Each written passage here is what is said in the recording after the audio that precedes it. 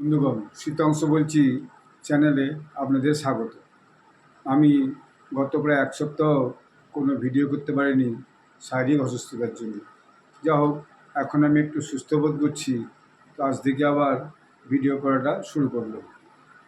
এই আজকের যে জিওপলিটিক্সের যে খবরগুলো আপনাদের কাছে আলোচনা করব, সেটা হচ্ছে পৃথিবীতে আবার পুনরায় যুদ্ধ শুরু হয়ে গেছে এবং সেই যুদ্ধ যেটা চলছিল সেটাই আবার পুনরূপ ধারণ করেছে।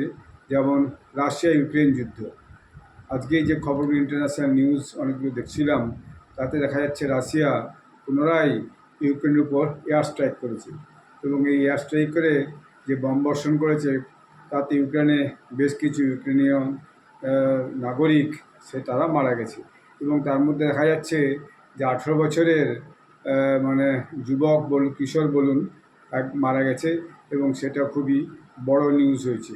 এবং এই আক্রমণের পর স্বভাবতই ইউক্রেনের প্রেসিডেন্ট জেলেনস্কি ভয়ানক রাগান্বিত হয়েছে এবং সে বিভিন্নভাবে এর পিছনে বক্তব্য দিচ্ছে। এরপর আসি রাশিয়ার আর একটা খবরে। রাশিয়ার প্রেসিডেন্ট পুতিন এর মধ্যে একটা নোটিশ জারি করছেন। সেই নোটিশটা হচ্ছে যে রাশিয়া ইমিডিয়েট প্রায় 1,60,000 নতুন সৈন্যবাহিনীতে যুবকদের ভর্তি করছে 18 থেকে 30 বছর বয়স পর্যন্ত। এবং এটা যাকে বলেছে walk in interview and joining, এরকম টাইপের। অর্থাৎ এই বয়সের যে সমস্ত যুবকরা সৈন্যবাহিনীতে যোগদান করতে চায়, তারা অ্যাপ্লিকেশন করবে এবং এসে ইন্টারভিউ ফেস করবে এবং তারপর তাদেরকে সৈন্যবাহিনীতে নিয়ে নেবে। এটার পিছনে কারণ বলা হচ্ছে যে রাশিয়া দেখছে ইউক্রেনের সঙ্গে তাদের যে সমঝোতা, সেই সমঝোতাটা হওয়া খুব মুশকিল হয়ে উঠেছে এবং আমেরিকা চেষ্টা করেও সেই সমঝোতা করাতে পারছেন এবং ভারতও যদিও চেষ্টা করছে, কিন্তু ভারতও সেটাতে এখনও সাকসেসফুল হতে পারেনি। তো আমেরিকা, ভারত এবং সৌদি আরবের মাঝে, সৌদি আরবে বেশ কিছু মিটিং হয়েছে, তাতেও কিন্তু সমস্যাটা এখনও মিটেনি। তো এই অ্যানাউন্সমেন্টটা প্রেসিডেন্ট পুতিনের কিন্তু আমেরিকার প্রেসিডেন্ট ডোনাল্ড ট্রাম্প এবং অন্যান্য অনেক দেশকে কিন্তু চমকে দিয়েছে যে আবার নতুন করে 1,70,000 যুবকদের সৈন্যবাহিনীতে ভর্তি করা মানেই রাশিয়া আবার পুনরায় নতুন করে যুদ্ধ প্রস্তুতি শুরু করেছে। এবং বলা হচ্ছে যে ন্যাটোর যে বিস্তারটা, সেই বিস্তারটাই নাকি এর পিছনে কারণ।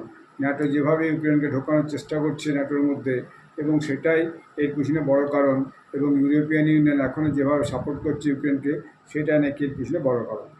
এরপর আরেকটা যুদ্ধের খবর হচ্ছে ইসরায়েলের সঙ্গে হামাসের যুদ্ধ গাজাতে। এবং ইসরায়েল দেখা যাচ্ছে গাজের উপর আবার বোমা বর্ষণ করেছে এবং এই বোমা বর্ষণ বলছে একটা হসপিটাল এবং একটা নাকি স্কুল এবং শেল্টার, যেখানে স্কুল চলতো এবং তার নিচে শেল্টার ছিল, যারা রিফিউজি অর্থাৎ যারা যুদ্ধ বিধ্বস্ত বাড়িঘরে ধ্বংস হওয়ার জন্য তাদের থাকার যেখানে তারা স্কুল বিল্ডিংয়ে এসে থাকতো, তার উপর বোম বর্ষণ করছে। এবং এই বোম বর্ষণের ফলে সেখানে দেখাচ্ছে 29 জন যে গাজার নাগরিক তারা নাকি মারা যাচ্ছে।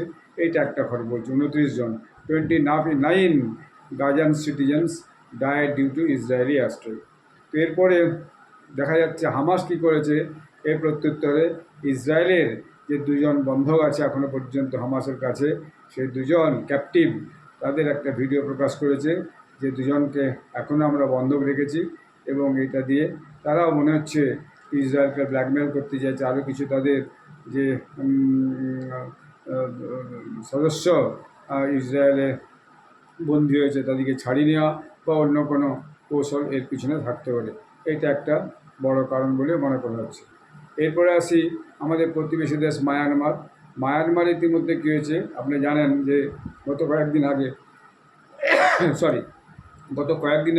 মায়ানমারে একটা ভয়ানক ভূমিকম্প হয়েছে এবং আজকের যে খবর, সে পর্যন্ত মায়ানমারে ভূমিকম্পে কিন্তু প্রায় 3300 মানুষ মারা গেছে। 3,300 মানুষ মারা গেছে। তো এটা একটা মারাত্মক ব্যাপার। ওয়ার্ল্ড কমিউনিটি অবশ্য বিভিন্নভাবে মায়ানমারের এই ভূমিকম্প বিধ্বস্ত এলাকাতে সাহায্যের জন্য এগিয়ে আসার আহ্বান জানিয়েছে এবং এর মধ্যে অনেকে এগিয়ে আসতে শুরু করেছে।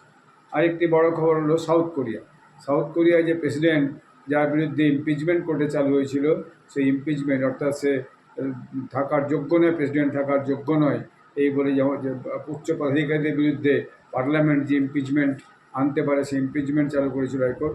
সেই ইমপিচমেন্ট প্রসিডিংসকে সাউথ কোরিয়ার যে জাজ অর্থাৎ সুপ্রিম কোর্ট, সেই সুপ্রিম কোর্ট হায়েস্ট কোর্ট তারা হচ্ছে যে সেই ইমপিচমেন্টটাকে অ্যাপ্রুভ করেছে এবং সাউথ কোরিয়ান প্রেসিডেন্টকে ক্ষমতার থেকে সরে যেতে হয়েছে। তো যদিও সে খুব দার্থহীন ভাষায় বলেছে যে এটা আমার প্রতি আনফেয়ার জাস্টিস হয়েছে, এটা সঠিক জাস্টিস হয়নি, আমার প্রতি এইরকম জাস্টিস করা ঠিক হয়নি। সেটা বললে তো আর এখন কিছু হবে না, কারণ সর্বোচ্চ কোর্ট, যে কোনো দেশের সর্বোচ্চ বিচার ব্যবস্থা যদি কোনো প্রেসিডেন্টকে ইমপিচ করে এবং তার পার্লামেন্ট ইমপিচ প্রস্তাব আনে এবং সেটা যদি তারা সর্বোচ্চ আদালত যদি সেটাকে সদর্থক বলে, সমর্থন করে বা তার পক্ষে রায় দেয়, তাহলে পরে তাকে সরিয়ে যেতে হবে। সেইভাবে সাউথ কোরিয়ার প্রেসিডেন্টকে সরিয়ে যেতে হয়েছে। এরপর যে সবচেয়ে বড় খবর সেটা হচ্ছে আমেরিকা একটা ট্যারিফ যুদ্ধ শুরু করেছে সমস্ত দেশের সঙ্গে। এই ট্যারিফ বাড়াবো, এত পার্সেন্ট ট্যারিফ বাড়াবো, এতে ট্যারিফ বাড়াবো, ওতে ট্যারিফ বাড়াবো। দেখছিলাম আমাদের দেশের যে কিছু গাড়ি তৈরি কারখানা আছে, যেখানে গাড়ি তৈরি হয়, সেই গাড়িগুলো আমেরিকাতে সাপ্লাই হতো, সেই গাড়ি সাপ্লাই অনেক কমে গেছে। 2-3টে কোম্পানির যে গাড়ি আমেরিকাতে এখান থেকে রপ্তানি হতো, সেই সমস্ত রপ্তানি খুব কমে গেছে, প্রায় বন্ধ হওয়ার মুখে।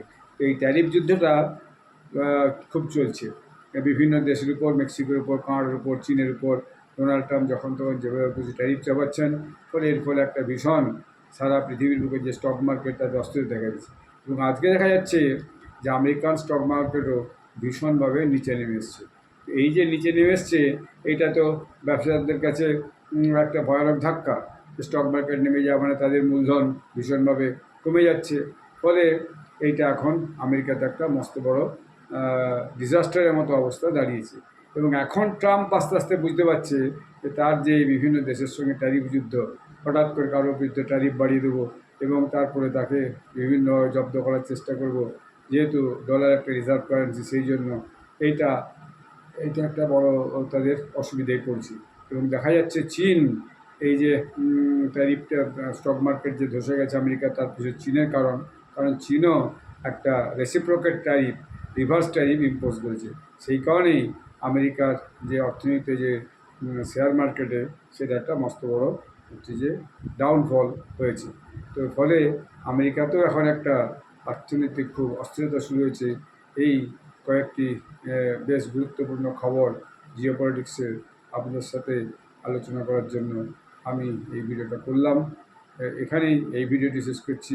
আবার আগামী দিনে আপনারা আমার পরে ভিডিও দেখতে পারেন। ধন্যবাদ, নমস্কার।